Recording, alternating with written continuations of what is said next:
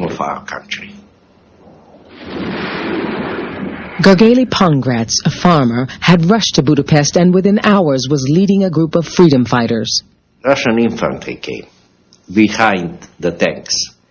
But the Russian soldiers, they got in a fire so terrible that they went in the buildings and they was coming from entrance to entrance. I saw a Russian head looking out and I pulled the trigger. And I saw the Russian soldier fell out on the sidewalk. I started to cry. I killed a human being. After just 4 days of intensive fighting, the Soviet forces withdrew. Hungary was in glories. The whole country was in glories. The Soviet troops left already Budapest, and the meetings are going on with the Soviet government that they're going to leave Hungary, and Hungary is going to be a free and independent country. Now, can you imagine how we was feeling at that time? We were in the glories, in the heaven.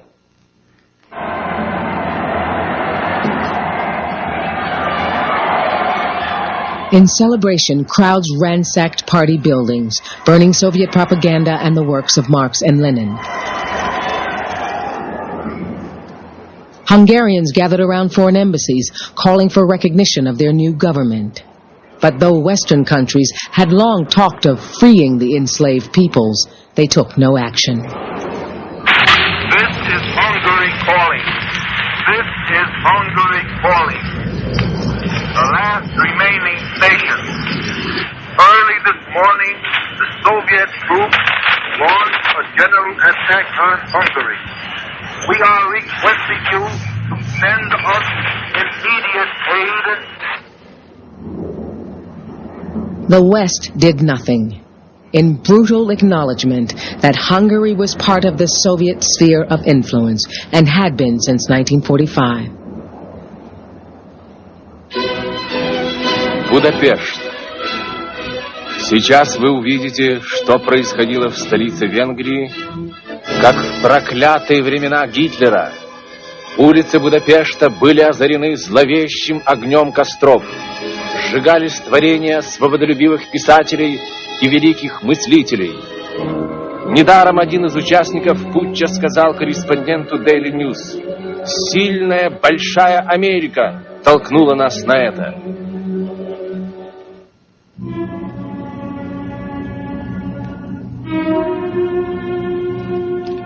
A 250,000 refugees left Hungary for the West before the Red Army closed the border.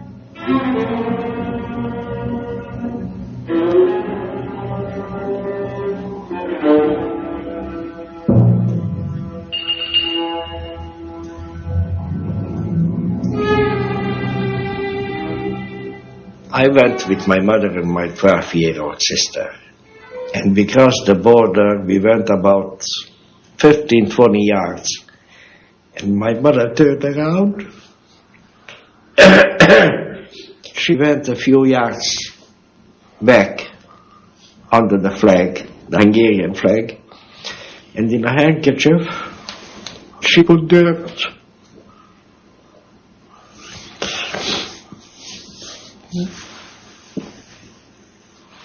She's buried in the United States, but that dirt is under her head.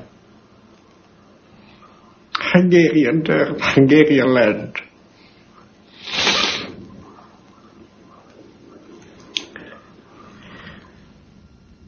Добро пожаловать в Москву к веселым берегам. Мы окружим вас и заботой, и теплом. Добро пожаловать в Москву, а мы приедем к вам. Без переводчика друг друга мы поймем. With the division of the world reconfirmed, Soviet leaders now spoke beguilingly of peaceful coexistence. Selected foreigners were allowed in to see the fruits of socialism. Though Soviet people could not travel abroad, Americans were allowed to bring an exhibition to Moscow.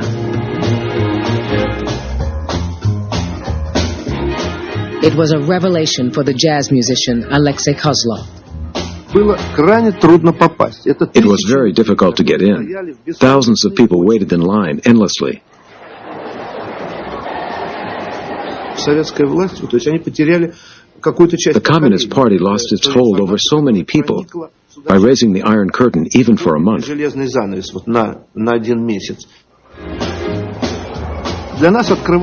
was as if we were discovering a new planet, stepping into the future. We were stunned. We couldn't believe people really live like that. Let's go to the hop. Let's go to the hop. Oh, baby, let's go to the hop. Oh, baby, let's go to the hop. Let's go to the hop. Well, you can swing it, you can groove it, you can really stop. Premier Khrushchev was shown around by Vice President Nixon. In one of the exhibits, the leaders got into an impromptu public debate about the merits of their political systems. Америка 150 лет, значит, существует, вот ее уровень. Мы 42 года, еще не совершилось. Еще нам 7 лет, и мы будем на таком же уровне, как Америка. А в следующий пойдем дальше, вперед. Но мы, когда вас обгоним на разъезде, мы вам приветствие такое любезное скажем.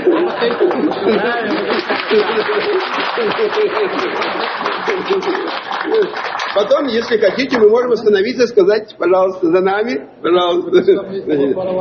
Вопрос социального устройства. Вы хотите при капитализме? Живите. Nixon challenged Khrushchev to open up his country. I can only say that if this competition which you have just described so effectively, in which you plan to outstrip us, and particularly in the production of consumer goods, if this competition is to do the best for both of our peoples and for people everywhere, there must be a free exchange of ideas.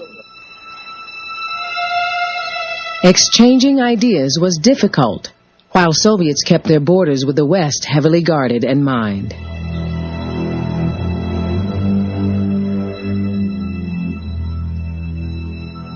There remained only one gap in the fence, Berlin, where Germans could still move freely between the east and west parts of the city. And millions voted with their feet. 3,3 Millionen kamen seit 1945 in den Westen. Es sind Angehörige aller Berufe.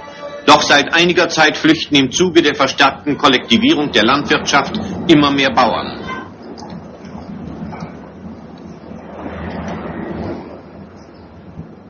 The ever-increasing flow of refugees from East Germany put Berlin at the center of Western attention once again. Why did you come here? Weil the life in East Germany is no good. The schoolmaster want to have my boy communist machen. He wanted to make your boy a communist. Yes. Anita Muller lived in the East with her husband, small child, and her parents. They thought about leaving. Our life was too restricted. So much was forbidden. There was an expression, the Golden West. We are going to the Golden West. That said it all.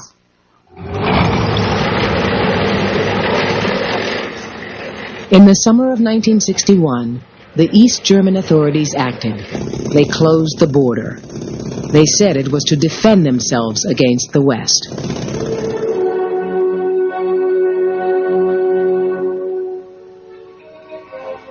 On August 13th, 1961, German imperialism was shown clearly and distinctly.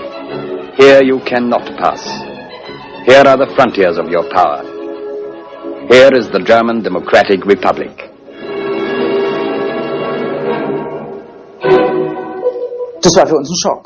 It was a shock. Can you imagine a wall built through the middle of the city?